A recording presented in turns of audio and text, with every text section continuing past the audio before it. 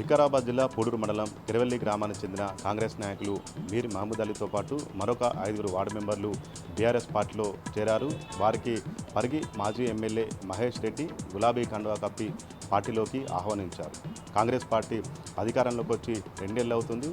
2 ఏళ్ల కాలంలో 6 హామీలు అమలు చేయడం అయ్యారని మండిపడ్డారు. అంతేకాకుండా పాలమూరు రంగారెడ్డి ప్రాజెక్టుకు సంబంధించి 2 ఏళ్లుగా తట్టెడు మట్టి తీయలేదు.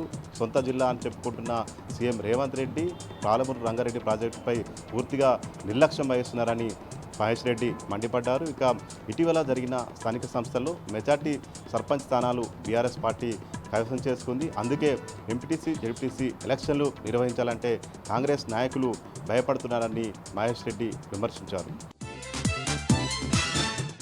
వికారాబాద్ జిల్లా వ్యాప్తంగా కాంగ్రెస్ నాయకుల అరాచకాలు, భూ కబ్జాలు, రౌడీయిజం పెరిగిపోయిందని, అలాంటి వారిని కట్టడి చేయాలని జిల్లా ఎస్పీకి మాజీ ఎమ్మెల్యేలు మెతుకు ఆనంద్, పైలట్ రోహిత్ రెడ్డి వినతి పత్రం సమర్పించారు.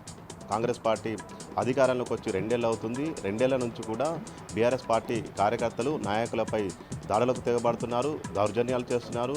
అలాంటి వారిని గుర్తించి కఠిన చర్యలు తీసుకోవాలని ఈ సందర్భంగా డిమాండ్ చేశారు. కొంతమంది పోలీసులు కాంగ్రెస్ పార్టీ కార్యకర్తల వ్యవహరిస్తున్నారు. ఖచ్చితంగా రాబోయేది తమ బీఆర్ఎస్ ప్రభుత్వమే, అలాంటి వారిపై కఠిన చర్యలు ఉంటాయని ఈ సందర్భంగా హెచ్చరించారు.